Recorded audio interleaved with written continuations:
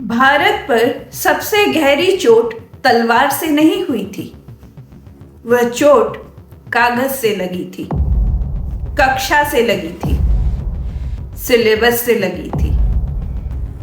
अगर मैं कहूं भारत की गुलामी बंदूक से नहीं, किताब से पक्की की गई, तो क्या आप विश्वास करेंगे? आज की यह लड़ाई न इतिहास की है, न अंग्रेजों की। यह लड़ाई शिक्षा और पहचान की है। गुरुकुल राष्ट्र बनाता था, मैं काले नौकर। अंग्रेज चले गए, शिक्षा में रह गए। डिग्री बढ़ी, दृष्टि घटी। जब शिक्षा अपनी न हो तो भविष्य भी अपना नहीं होता। ज्ञान छीना नहीं गया, धीरे धीरे बदला गया। हेलो, मैं सुष्मिता मुखर्जी, आप देख रहे हैं बिंदासपुर।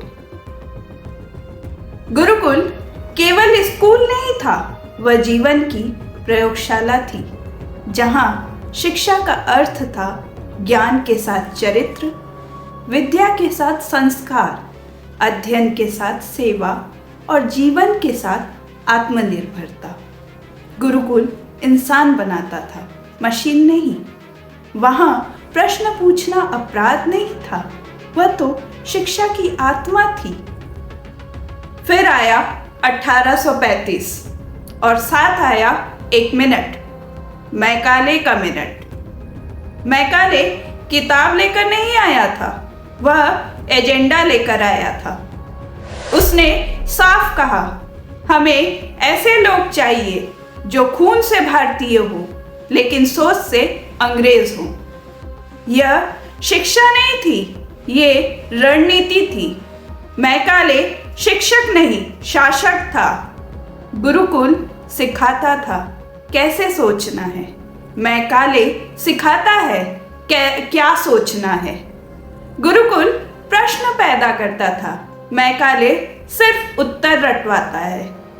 और याद रखिए, जहां प्रश्न मर जाते हैं वहीं गुलामी जन्म लेती है। हमारे पास डिग्रियां हैं लेकिन दिशा नहीं, नौकरियां हैं लेकिन आत्मसम्मान नहीं। हम अंग्रेजों से आजाद हैं लेकिन मैकाले से नहीं। गुरुकुल बंद नहीं हुए, कराए गए। हमने बच्चों को पढ़ाया लेकिन सोचने से रोक दिया। भारत आजाद हुआ था पर शिक्षा आजाद नहीं हुई। सोचिए, अगर गुरुकुल जीवित रहता तो क्या भारत मानसिक रूप से गुलाम होता? अगर शिक्षा चरित्र बनाती रहती तो क्या हमें अपनी पहचान दूसरों से उधार लेनी पड़ती?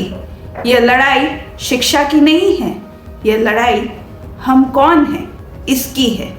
मैकाले आज भी जिंदा है, हमारे सिलेबस में, हमारी सोच में और हमारी चुप्पी में।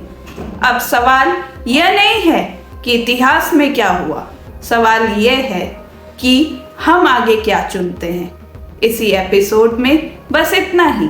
अगले एपिसोड में क्या गुरुकुल से डरते थे अंग्रेज पर चर्चा करेंगे। तब तक के लिए नमस्कार।